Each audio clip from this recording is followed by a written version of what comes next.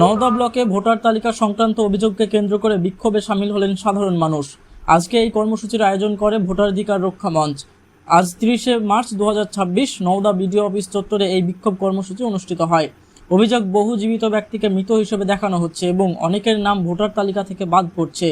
ভোটাধিকার রক্ষা মঞ্চের ডাকে আয়োজিত এই কর্মসূচিতে অংশগ্রহণকারীরা প্ল্যাকার্ড হাতে নিয়ে বিক্ষোভ দেখান এবং স্লোগান তোলেন, আগে ভোটার পরে ভোট। বিক্ষোভকারীদের দাবি, ভোটার তালিকায় এই ধরনের ত্রুটি দ্রুত সংশোধন করতে হবে এবং সকল যোগ্য ভোটারকে ভোটাধিকার নিশ্চিত করতে হবে। বিক্ষোভ শেষে একটি প্রতিনিধি দল বিডিওর কাছে ডেপুটেশন জমা দেয়।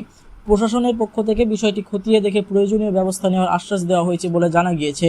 এখন নজর প্রশাসনের পদক্ষেপের দিকে। MH news Bangla. সঞ্চালিতভাবে সমস্ত বিচারাধীন ভোটারকে আসন্ন বিধানসভা নির্বাচনে ভোট দেওয়ার অধিকার দিতে হবে। কর্মসূচি ছিল একটু বলবেন। আজকে আমরা ভোটাধিকার রক্ষা কমিটি, অরাজনৈতিক একটা প্ল্যাটফর্ম, তার পক্ষ থেকে আমরা একটা জমায়েত করেছিলাম বিডিও অফিসে। আমাদের একটাই দাবি যে পশ্চিমবঙ্গে যে বিধানসভা নির্বাচন হচ্ছে, এই নির্বাচনের আগে দাঁড়িয়ে আমরা যেটা লক্ষ্য করছি যে লক্ষ লক্ষ ভোটার যারা ভোটার হয়ে যাচ্ছে, যারা ভোটাধিকার থাকছে না, অথচ আমাদের ভোট হয়ে যাচ্ছে। তাহলে এতগুলো ভোটার, আমরা ভোটাধিকার না থেকে ভোট হচ্ছে, তাহলে আমরা ভোটে অংশগ্রহণ করতে পারছি না।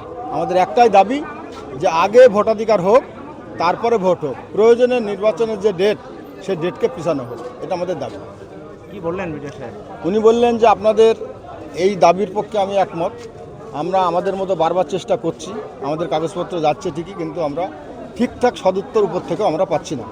আমাদের চেষ্টা থাকবে যাতে আপনাদের সবাই ভোটাধিকার হয়, এবং যে অ্যাডমিশন যেটা চলছে, সামনে যে রেজাল্টটা বেরোবে, যদি আপনাদের বাতিল যাদের হবে তারা 15 দিনের মধ্যে একটা অ্যাপ্লিকেশন করবেন, যাতে তার মধ্যে আমাদের সে থাকবে, আমরা বলবো যাতে আপনাদের ভোটার অধিকার পান।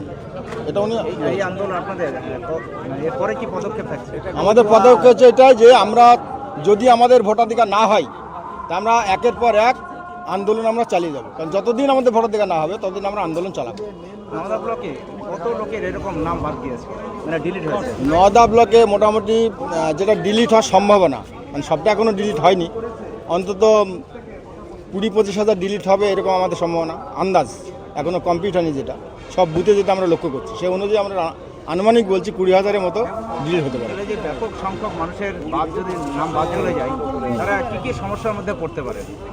সমস্যা আশঙ্কা সাধারণ মানুষ করছে যে আমাদের যেমন SIR হলে, যেটা হচ্ছে আসামে যেমন ডিটেনশন ক্যাম্পে গিয়েছে, সাধারণ মানুষ তো হাউতাশ করছে, অনেকে কান্নাকাটি করছে যে যদি ডিটেনশন ক্যাম্পে যেতে হয়, তার খাবারের সমস্যা, থাকার সমস্যা, চলাফেরার সমস্যা, পশ্চিমবঙ্গে যে থাকার যে ব্যবস্থা, মানে তাদের তো একদম খুবই দুর্দশার অবস্থা তৈরি হবে, সেটা আশঙ্কা করছে সবাই, সাধারণ মানুষ।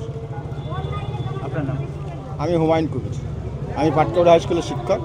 আমি অরাজনৈতিক প্ল্যাটফর্মে এই যে আজকে ভোটার বাঁচাও তার পক্ষ থেকে